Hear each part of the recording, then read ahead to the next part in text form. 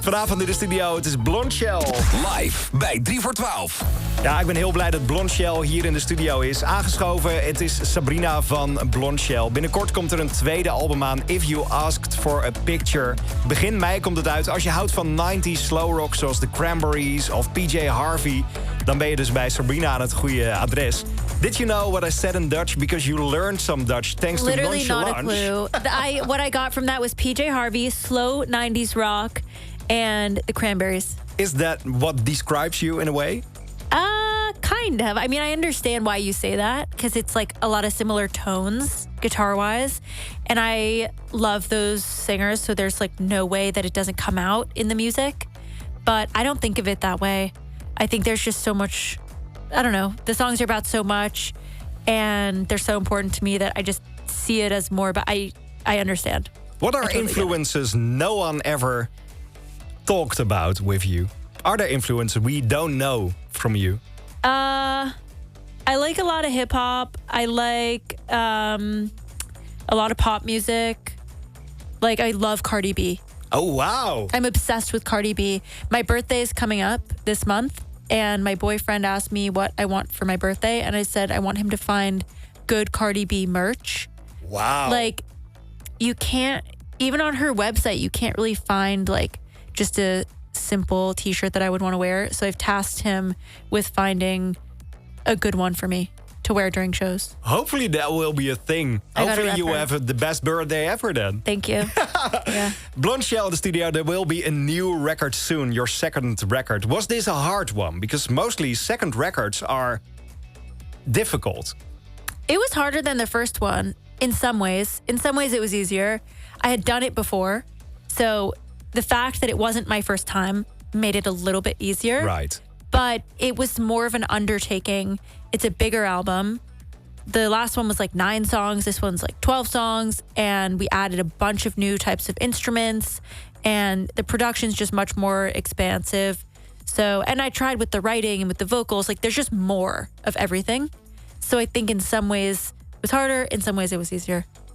I read in an interview, or I heard in an interview, that you don't write happy music. Is that still right? Yeah, pretty much. Why? Is your life such a dark place then? No, I love life. I just feel like if I'm having a great day, I don't really feel like writing.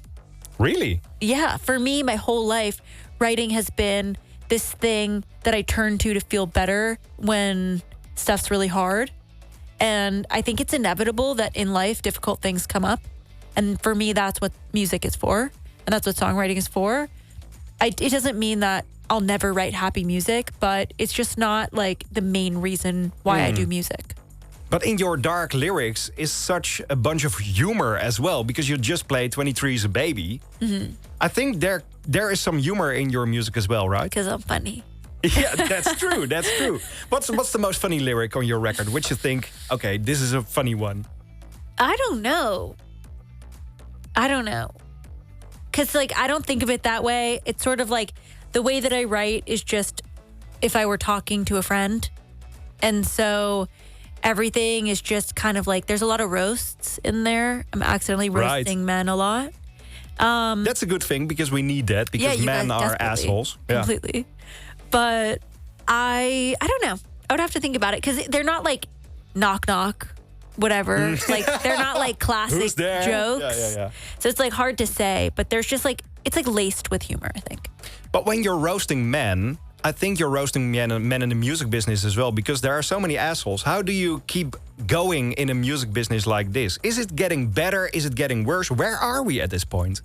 I would have to assume it's getting better, because if you just think about stories and what it was like 30 years ago, 40 years ago, 20 years ago, I think there's stuff that's just not as acceptable anymore. But it's still bad. And it's still not, like, there's still not equity. And I think that it's something that will probably continue to get better.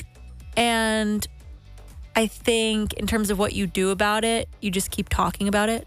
And when you see it, you keep saying, hey, this is what that is. And if you're not in a safe place where you can say that, you don't say anything. And you just go to, figure out a place that's comfortable and try to just I try to just show up and do the work, and that's it. You know? But it is a hard place sometimes. So I'm glad you're continuing this. You're you're releasing a new album soon.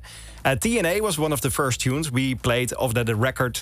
Is it TNA? Is it called TNA because it needs to be censored in some way for other radio stations around the world? Or why is it TNA, the title? I think tits and ass is like a really abrasive, sort of like direct thing to call your song. And I think it sends kind of the wrong message about the song.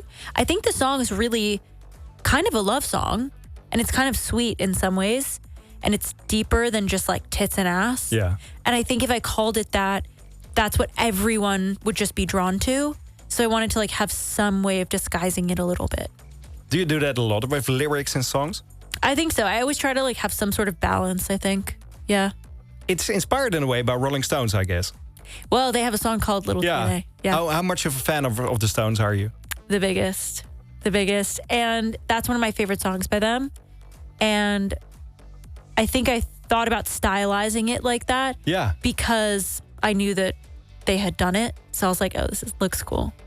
I like that you're here in the Netherlands to play here this session, but you're coming back to play in Amsterdam as well. Yeah. Is that already an important place in the Blondshell world? Yeah, actually, I'm not just... I can curse on radio? Fuck yeah. Okay.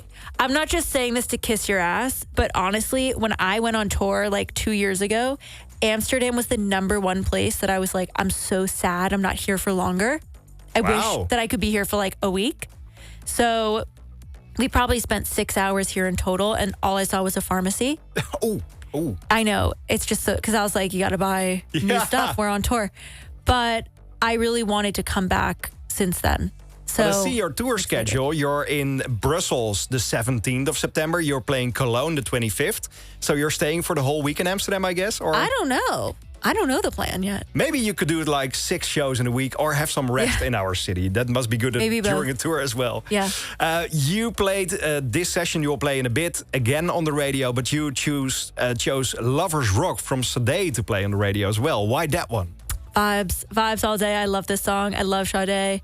And this was sort of a sleeper for me. Like I knew the hits, and then I just got more into it recently. I love this song. I love her voice. Let's play it. And you got 4 minutes to run to our live box to get more Blondshell on the radio.